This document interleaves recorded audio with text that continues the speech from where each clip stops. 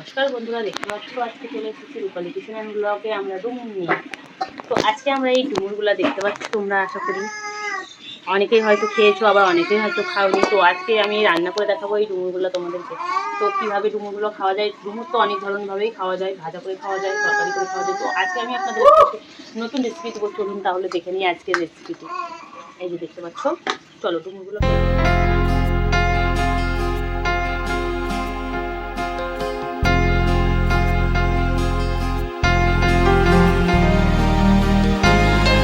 কেটে নিয়েছি। তো ডুমুরগুলো আপনারা এরকমভাবে কেটে নেবেন, কেটে নিলে আর কি ডুমুরগুলো ভালো থাকে। আর খেতে নিলে অনেকটা ফ্যাতরা ফ্যাতরা হয়ে যায়, ওটা অতটা ভালো হয় না, কিন্তু কেটে নিলেই বেশি সুন্দর হয়। এই যে একটা করে নিচ্ছি আমি ডুমুরগুলোকে, প্রথমে একদম গোটা ডুমুর ধুয়ে নিয়েছি, তারপরে এই যে কেটে নিলাম এরকম টুকরো টুকরো করে। দেখতে পাচ্ছ, একটা ডুমুরে যে ছোটোগুলো 4 ফালা করলাম আর বড়োগুলো একটু 6 ফালা করে ফেলে নিলাম। এই যে আমার ডুমুর কাটা শেষ হয়ে গেছে, দেখতে পাচ্ছ। এবার ডুমুরগুলোকে আমি ধুয়ে নেব। তাহলে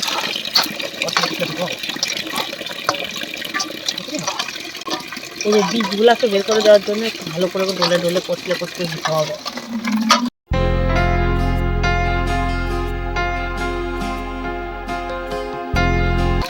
এমনভাবে ডলে ডলে দিতে হবে যে যতটা বীজ যায় ততটা যাবে, সব তো আর যাবে না, কিন্তু যতটা নেওয়া যায় কষলে কষলে।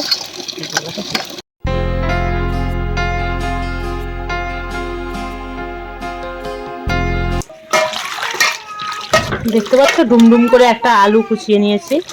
এই যে এই আলু, এবার এগুলো আমি সেদ্ধ করে নেব। এই যে ডুমুরটা দেখতে পাচ্ছ, এই ডুমুরটা এই গাবলার মধ্যে দিয়ে আমি একটু লবণ হলুদ দিয়ে জল দিয়ে এটাকে সেদ্ধ বসিয়ে দেবো।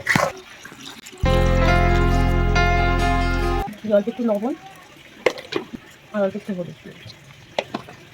দেখতে পাচ্ছ রেসিপিটির জন্য এই যে কাঁচা লঙ্কা, শুকনো লঙ্কা আর আদা নিয়ে নিয়েছি, এগুলো আমরা পিষে নেবো। দেখতে পাচ্ছ আজকে রান্নাটার জন্য এই মশলা। আর দিয়ে দিচ্ছি কিছু কাঁচা জিরে, দেখতে পাচ্ছ। রসুন দিয়ে দিচ্ছি। ও দারুণ গলে গেছে তো এগুলো, একদম দেখতে পাচ্ছ সেই গলা গলে গেছে। এবার এইগুলোর থেকে আমি জল ছেঁকে নেব, জলটাকে আমি ফেলে দেবো। জল দেখা যাবে না, জলটা কড়াইতে তেল দিয়ে দিচ্ছি, দেখতে পাচ্ছ। 5 ফোড়ন তেলের উপরে দিয়ে দিচ্ছি, একটা তেজপাতা, একটা শুকনো লঙ্কা দিয়ে দিচ্ছি। পেঁয়াজ আর রসুনের যে পেস্টটা করে রেখেছি, এই পেস্টটা আমি তেলের মধ্যে দিয়ে দেবো।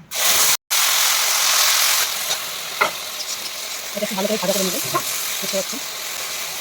এইভাবে ডুমুর রান্না করে খাবে, খুবই টেস্ট লাগবে এবং খুবই স্বাদ লাগবে। অবশ্যই অনেক ধরনের ডুমুর রান্না করে খেয়েছেন, কিন্তু এইভাবে রান্না করে আশা করি খান না।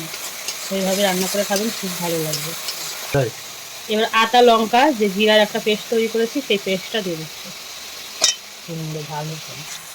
ভালো করে নাড়াচাড়া দিয়ে একটু কষিয়ে নেব, তেল ছাড়া পর্যন্ত কষাতে হবে এটাকে। ডুমুরের সেদ্ধর সময় লবণ দিয়েছি, তাই হালকা পরিমাণে অল্প পরিমাণ মতো লবণ দিয়ে দিচ্ছি, আর অল্প পরিমাণে হলুদ দিয়ে দিচ্ছি।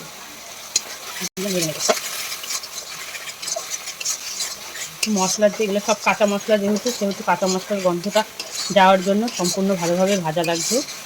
একদম তেল ছাড়া পর্যন্ত ভাজলে পরে এর যেটা গন্ধটা, কাঁচা গন্ধটা সম্পূর্ণটা চলে যাবে। আমার মশলাটা কষানো হয়ে গেছে। এবার আমি এই মশলাটার ভিতরে সেদ্ধ করার যে ডুমুরটা রেখেছিলাম, সেই ডুমুরগুলোকে আমি দিয়ে দেবো।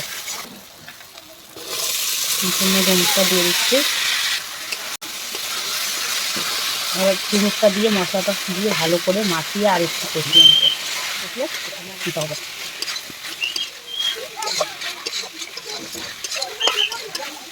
দিয়ে এবার আমি জলটাকে দিয়ে দেবো।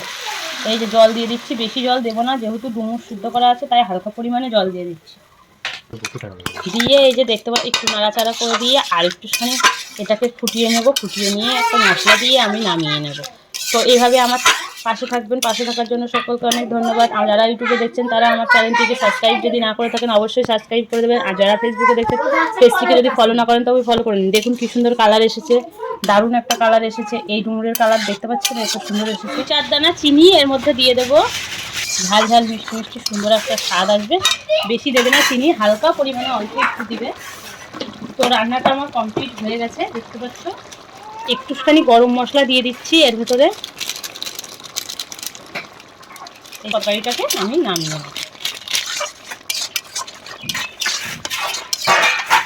তোমাদের রান্নাটা কেমন লাগলো অবশ্যই কমেন্ট করে বলবেন। যদি ভালো লেগে থাকে অবশ্যই একটা লাইক দিয়ে যাবেন।